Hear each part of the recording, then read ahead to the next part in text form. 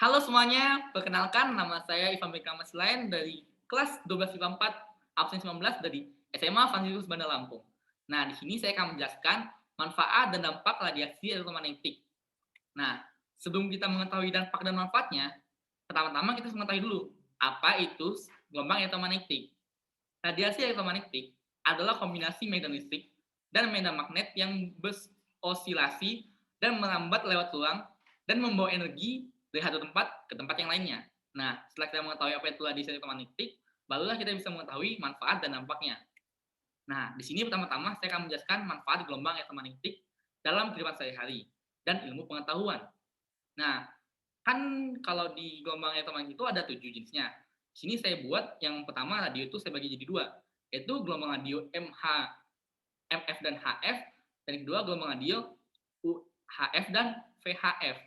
Nah, kalau gelombang radio yang MF dan HF ini itu memantulkan sinyal di lapisan ionosfer hingga mencapai tempat yang jauh.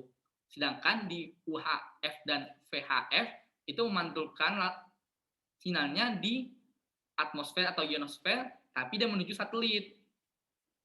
Nah, yang selanjutnya ada gelombang mikro. Gelombang mikro ini bisa digunakan sebagai pemanas microwave, untuk komunikasi radar, dan untuk menganalisa struktur atom dan molekul. Selanjutnya ada sinyal inframerah. Nah, inframerah kan sering kita dengar. Nah, gunanya itu buat apa aja sih? Gunanya itu untuk fotografi diagnosa pasien penyakit. Kemudian digunakan pada remote control berbagai peralatan elektronik seperti remote AC, remote TV yang sering kita gunakan pada kehidupan sehari-hari kita. Nah, selanjutnya gunanya untuk mengeringkan kendaraan dengan cepat pada industri otomotif. Kan nggak mungkin kan motor kita dicat terus ditungguin kayak ngecat rumah. Jadi ini gunanya untuk mempercepat.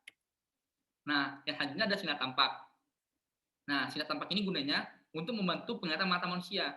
Jadi kalau nggak ada sinar tampak ini, penglihatan kita akan terganggu.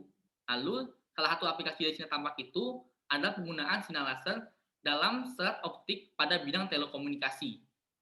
Dan nomor 6 ada sinar ultraviolet. Nah, sinar ultraviolet ini sering kita dengar-dengar di iklan-iklan kecantikan kulit. Nah, gunanya itu ada yang positifnya juga loh, seperti proses fotosintesis pada tumbuhan, membantu pembentukan vitamin D pada tubuh manusia. Nah, untuk yang selanjutnya ada sinar X atau sinar Longsen. Nah, gunanya itu untuk analisa struktur bahan atau kristal, kemudian mendeteksi kerusakan atau cacat pada logam-logam.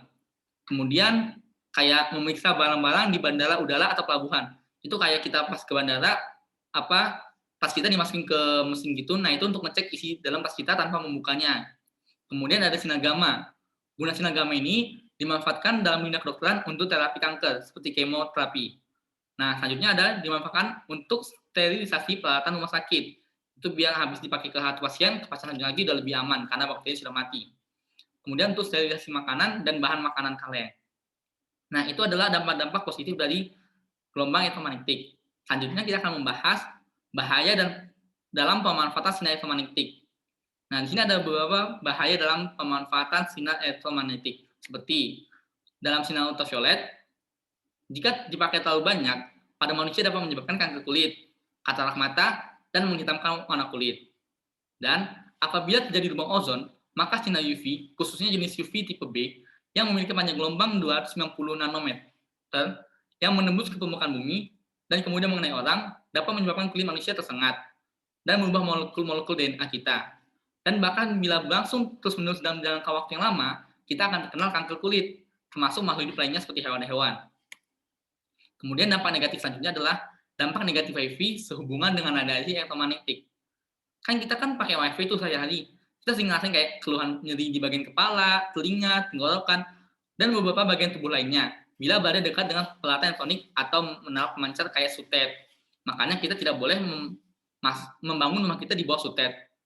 Dan selanjutnya ada beberapa efek negatif yang bisa muncul sebagai akibat radiasi HP antara lain kerusakan sel saraf, menurunnya atau bahkan hilangnya konsentrasi, merusak sistem kekebalan tubuh, meningkatkan tekanan darah, hingga gangguan tidur dan perubahan aktivitas otak. Makanya disarankan ketika kita akan tidur, kita tidak menaruh HP kita pada dekat tubuh kita atau kepala kita. Nah, itu aja yang bisa saya jelaskan di materi ini, teman-teman. Sekian presentasi dari saya. Terima kasih.